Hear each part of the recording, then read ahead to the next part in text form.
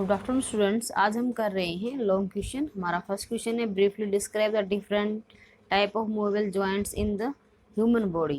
यानी मनुष्य के शरीर में जो मूवेबल जॉइंट है उनके टाइप्स बताने हैं और उनको डिस्क्राइब करना है।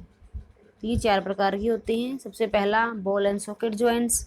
इस प्रकार के जो जॉइंट होते हैं उनमें जो बॉल शेप जो बोन होती है उसका एक सिरा दूसरी होलो कप शेप सॉकेट के अंदर जुड़ा हुआ होता है, जैसे कि हमारे कंधे का और हमारे हिप्स के जो जॉइंट होते हैं वो इनके अंदर मैक्सिमम मूवमेंट होती है इन ऑल डायरेक्शन, यानी चारों दिशाओं में हम जैसे अपने हाथ को घुमा सकते हैं, अपने पैर को घुमा सकते हैं।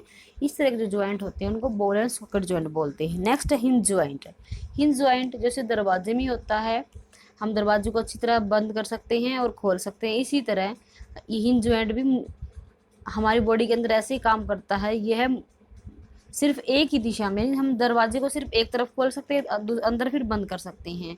इसी तरह जैसे हमारे हाथ की एल्बो की जो हड्डी होती है, नी की, फिंगर उंगलियों की, टो पाँव की उंगलियों की, इनकी जो हड्डियां होती हैं इनको हम सिर्फ एक दिशा में मोड़ सकते हैं और फिर सीधा कर सकते हैं। इसलिए इन जॉइंट्स को हिंज जॉइंट बोलते हैं, यानी अपवर्ड डायरेक्शन में ही ये मूव करती है।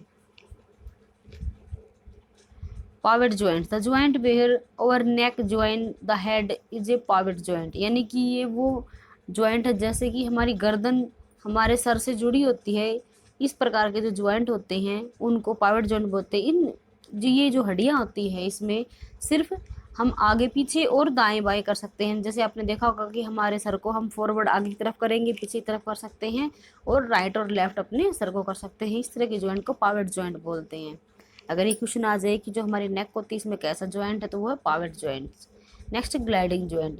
जो हमारा इस प्रकार के जो जॉइंट होते हैं वो this kind of joint allow bones to glide over each other. एक दूसरे के ऊपर ग्लाइड मतलब फिसलन जैसा होता रहता है। And provide little movement in all direction. और थोड़ी थोड़ी जो मूवमेंट होती है वो सारी दिशाओं में होती है, कंप्लीटली मूवमेंट नहीं होती इनकी हर दिशा में। It is found between the wrist and the carpel and the between the ankle and the tarsals. ये यानी कि जो हमारी हाथ की जो कलाई होती है इसके बीच में, और ऐसे हमारे पाँव का जो टखना होता है उसके, ये जैसे हम अपने पाँव को थोड़ा बहुत आगे पीछे कर सकते हैं और अपने कलाई को भी हम कर सकते हैं। ये जो जॉइंट होता है ये ग्लाइडिंग जॉइंट है, क्योंकि इसके ऊपर हड्डियों में एक दूसरे के ऊपर ग्लाइड होती रहती हैं।